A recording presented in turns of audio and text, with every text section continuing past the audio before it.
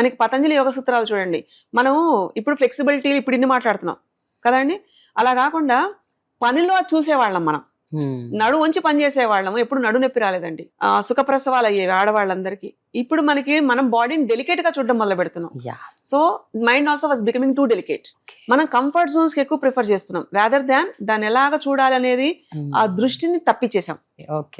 అలాగా ఎప్పుడైతే మనకి సుఖానికి అలవాటు పడుతున్నామో దుఃఖం కూడా దాంతో పాటే ఉంటుందండి.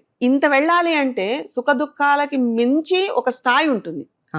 దాని గురించి ఏ ఇన్ఫర్మేషన్ నీకు కావాలి, ఎలా ఉండాలి, ఎలా చూడాలి, ప్రాబ్లమ్స్ విల్ బి దేర్. ఎందుకంటే కర్మ సిద్ధాంతం ప్రకారం కర్మ కోసమే జీవుడు పుడతాడు. కానీ ఆ కర్మని పెంచుతున్నాం మనం. యాడెడ్ కర్మ వీఆర్ డూయింగ్. నలిఫై చేయలేకపోతాం. ఈ యాడ్ కూడా చేయకూడదు కదా. కరెక్ట్. మన భయాలతోటి, మనకు అక్కర్లేని ఒక సందేహాలతోటి ఇలాంటివన్నీ మనం చేయడంతో వెళ్లాల్సిన పురోగతికి మించి అధోగతికి వెళ్తున్నాం. మరి మనం సైన్స్ అంటాం. సైన్స్ అంటే ఆల్ ద సెన్స్ ఆర్గన్స్ చెప్పే practical proof is called science. Scientifically proved. Got it? And there comes like philosophy. అంటే ఇది పూర్వం ఇలా ఆచరించేవాళ్ళు, ఇలా ఉంది, దీన్ని ఎలాగ మనం చూడాలి, ఈ ప్రస్తుతం ఉంటున్న సామాజిక పరిస్థితులు ఏవైతే అనారోగ్యం గురించి కానీ ఏవైతే ఉంటున్నాయో వాటికి ఎలా చూడాలి, అది ఏ ప్రాబ్లం అయినా సరే.